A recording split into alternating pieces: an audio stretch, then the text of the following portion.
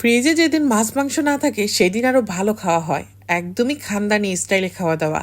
একটু বুদ্ধি খাটিয়ে যদি রান্না করা যায় তাহলে কিন্তু পরিবারের সবাই মন খুলে কবজি ডুবিয়ে খাবে। এত মজার করে রান্না করা যায় ডিমের এই শাহী কুরমা। আশা করছি আজকের রেসিপি আপনাদের ভালো লাগবে। আর এই রেসিপি জানা থাকলে, বাসায় মাছ মাংস না থাকলে একবেলা কিন্তু খুব মজা করে বিয়েবাড়ির স্টাইলে খাওয়া যাবে। আজকে আপনাদেরকে দেখিয়ে দিব বিয়েবাড়িতে কিভাবে শাহী কোরমাটা রান্না করে। এখানে আমি 2 টেবিল চামচ পরিমাণ ঘি দিয়ে দিচ্ছি, তেল দিয়েছি 4 টেবিল চামচ পরিমাণ। আজকে আমি 10টা ডিমের কুরমা করব। আর এখন আমি ঘিটাকে একটা পাশে রেখে দিয়েছি। শাহী খাবারে ঘি না দিলে কি হয়? আর এই ঘি তো আমার নিজের হাতে তৈরি করা, অনেক আপুরাই রেগুলার নিচ্ছেন, যাদের লাগবে তারাও নিয়ে নেবেন। এখন আমি ডিমগুলোকে তেল আর ঘিয়ের মধ্যে একটু ভেজে নিচ্ছি। খুব বেশি সময় ধরে ভাজা যাবে না, তাহলে উপরটা কিন্তু অনেকটা টাইট হয়ে যাবে, খেতে ভালো লাগবে না। অল্প সময় একটু ভেজে নিলেই কিন্তু হয়ে যাবে। এরকম সাদা রেখে, কোনো প্রকার হলুদ ব্যবহার করা যাবে না। শাহী খাবারগুলো একটু খানদানি স্টাইলে রান্না করতে হয়। আমি এখানে আরও 4 টেবিল চামচ পরিমাণ রান্নার তেল অ্যাড করে দিলাম। এখন দিয়ে দিলাম 2-3টার মতো এলাচি, দারুচিনি। আর এখানে আমি পেঁয়াজ কুচি দিয়ে দিলাম। পেঁয়াজ কুচিটা একটু বেশিই দিতে হবে, বড় সাইজের 5টা পেঁয়াজ কুচি আমি এখানে অ্যাড করেছি। এখন পেঁয়াজটাকে হালকা ব্রাউন করে ভেজে নিলাম। 1 কাপ পরিমাণ দুধ দিয়ে দিলাম। আর এই খাবারে কিন্তু এই রান্নাতে দুধ আমি ইউজ করব, পানি ইউজ করব না। 1 টিস্পুন পরিমাণ দিয়ে দিলাম রসুন বাটা, 1 টিস্পুন পরিমাণ আদা বাটা। এখানে 15-20টার মতো কাজু বাদাম বেটে নিয়েছি আমি। কাজু বাদামটা আমি বেটে তারপর এখানে অ্যাড করে দিলাম। স্বাদ মতো লবণ দিলাম। আশা করছি দেখি বুঝতে পারছেন। এখানে সামান্য পরিমাণ লাল মরিচ অ্যাড করলাম, কালারটা যেন সুন্দর আসে। ঝালের জন্য আমি কাঁচামরিচটা অ্যাড করব। আর আজকে আমি যেই হাঁড়িতে রান্না করছি সেই হাঁড়িটা দেখিয়ে দিচ্ছি। অনেক আপুদের প্রশ্ন ছিল, আপু এই লাল হাঁড়িটা আমি কোত্থেকে নিব? এই লাল হাঁড়িটা আপনারা আমার কাছ থেকে নিতে পারবেন। এই লাল হাঁড়িতে রান্না করলে লেগে যাবে না, পুড়ে যাবে না। স্ক্রিনের উপরে ফোন নাম্বারটাতে ফোন করে আপনারা কিন্তু লাল হাঁড়ি সেটটা অর্ডার করে নিতে পারেন। এখানে 2টা হাঁড়ি আর 2টা হলো ঢাকনা।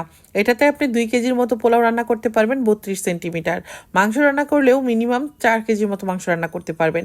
আর এটা হলো মাল্টিপ্যান, আমি যেটাতে ডিম বুনা করছি। এই মাল্টিপ্যানের মধ্যে আপনারা চাইলে কিন্তু যে কোনো নাস্তার আইটেম, পাটিসাপটা পিঠা, রুটি শাঁকা, পরোটা শাঁকা এগুলো করতে পারবেন, অথবা ডিমের কুরমা, অথবা রোস্ট, পোলাও সবই করতে পারবেন। এগুলোতে রান্না করলে লেগে পুড়ে যাবে না। এগুলো বাহির দেশ থেকে নিয়ে আসা, অনেক আপুদের রিকোয়েস্ট ছিল কোত্থেকে নিয়ে আসছি, তাই কিন্তু আপনাদেরকে দেখিয়ে দিলাম, যদি কারো লাগে নিয়ে নেবেন। আমি কিন্তু এখানে 1/2 লিটার পরিমাণ দুধ দিলাম, আর 1 টেবিল চামচ পরিমাণ চিনি দিলাম, 2 টেবিল চামচ পরিমাণ টমেটো সস দিয়ে দিলাম। এখন দিয়ে দিচ্ছি কিছু কিশমিশ। আর শাহী খাবারে এই উপকরণগুলো না দিলে শাহী শাহী যে একটা টেস্ট, সেটা কিন্তু আসবে না। এখন আমি এখানে 10-12টার মতো কাঁচামরিচ অ্যাড করে দিলাম। কাঁচামরিচের ঝালটা দিয়েই কিন্তু এই ডিমের কুরমাটার ঝাল হবে। এখানে আলাদা করে লাল মরিচ দেওয়ার কোনো দরকার নেই, আমি সামান্য পরিমাণ দিয়েছি কালারটা যেন সুন্দর আসে সেজন্য আর কি। এখন কিন্তু আমি 15 মিনিটের মতো চুলার আঁচ বাড়িয়ে রান্না করে নিয়েছি। উপর থেকে দিয়ে দিচ্ছি আমি পেঁয়াজের বেরেস্তা। এখানে পেঁয়াজের বেরেস্তা দিলে টেস্টটা অনেক ভালো আসে। নামানোর ঠিক আগ মুহূর্তে দিয়ে দিলাম কিছু এখানে আবারও পেঁয়াজের বেরেস্তা, আর দিয়ে দিলাম 2 টেবিল চামচ পরিমাণ ঘি। ঘি দিলে টেস্টটা অনেক বেশি ভালো আসে। তো ঘি দিয়ে যদি শাহী খাবারগুলো রান্না না করি তাহলে কেমন হয় বলেন তো? যদি কারো ঘি লাগে অথবা লাল হাঁড়ির সেট লাগে, তাহলে আমি তো ফোন নাম্বার দিয়ে দিলাম, আপনারা ফোন করে অর্ডার করে নিয়ে নেবেন। ঘি আমার নিজের হাতে তৈরি করা।